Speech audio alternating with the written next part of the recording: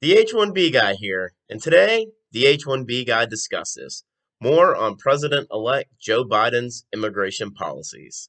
But before we get started, I'd like to ask you, if you haven't already, to please subscribe to the H1B Guy channel here on YouTube. It helps me to produce more content like this for you. I also wanted to mention the H1B Guy offers a variety of consulting services.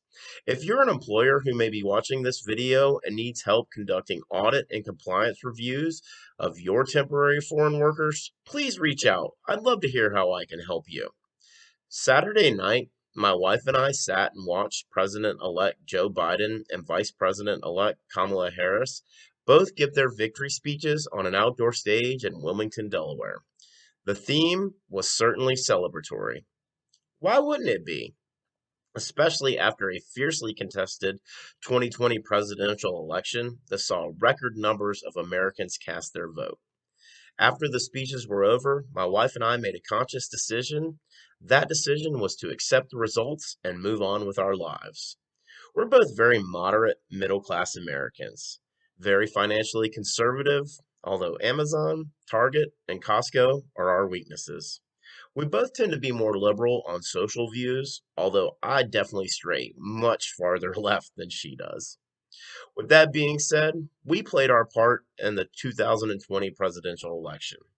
She early voted, and I took our children to the polls this past Tuesday to cast my vote. There's nothing more that we can do but to accept the winner as declared in December by the Electoral College. Starting on Friday, a video I posted back in August called The H1B Guy Discusses Presidential Nominee Joe Biden's Immigration Policies really started to get a lot of hits. I posted this video the Monday of the Democratic National Convention, only about 6 weeks after I launched this channel. I've also covered more on President-elect Joe Biden's immigration policies on the H1B Guy debates, which presidential candidate will have the greater impact on the H1B, and on the H1B Guy news on November 6, 2020, still counting, past the citizenship and Biden's immigration platform. Today, I want to do a follow up to the post and dive into President elect Joe Biden's plan for immigration for his first 100 days in office. Taken from his website.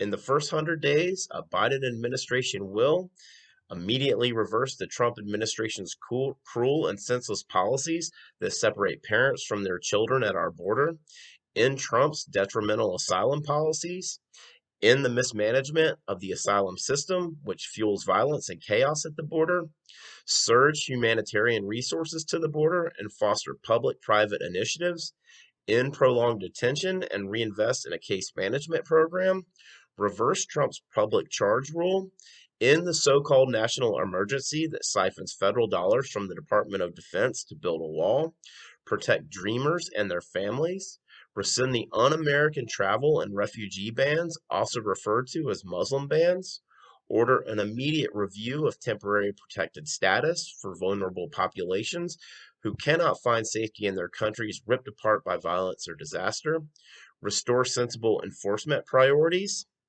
ensure that Immigration and Customs Enforcement, ICE, and Customs and Border Protection, CBP personnel abide by professional standards and are held accountable for inhumane treatment, protect and expand opportunities for people who risk their lives in military service, restore and defend the naturalization process for green card holders, revitalize the task force on new Americans, and boost our economy by prioritizing integration, promoting immigrant entrepreneurship, increasing access to language instruction, and promoting civil engagement.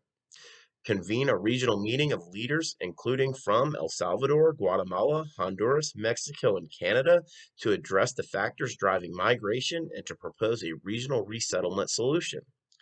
Biden will immediately begin working with Congress to modernize our system. Anyone notice what was glaringly omitted? Yes, that is correct. There was no mention of H1B reform and the green card backlog for the first 100 days in office. That's because President elect Joe Biden's answer to H1B reform, addressing the green card backlog, and removing country quota for employment based preferences is to work with Congress. exactly the way immigration reform is intended to be signed into law, and not through a series of executive actions. Instead, they will look to open our borders and provide a path to citizenship to over 11 million undocumented. Let that sink in. While there are over a million legal immigrants waiting in the employment based green card line, and yes, I understand that that is a line they chose to knowingly stand in. Even though his party will have control over the House of Representatives, the possibility of the same will not be decided in the Senate until Georgia's runoff on January 5th, 2021. If the Democratic Party were to have total control of Congress and the executive branch, I believe it would still be very difficult to pass bipartisan reform surrounding employment based immigration in the next year. I'm hopeful that we'll see President elect Biden's administration address the H 1B medical professionals that are in the green card backlog in his first 100 days, even though it isn't currently listed as a priority. Something tells me the continued rise in COVID-19 cases will change that. For the rest of the H 1B holders in the green card backlog, I expect a lot of the same for the first year at least.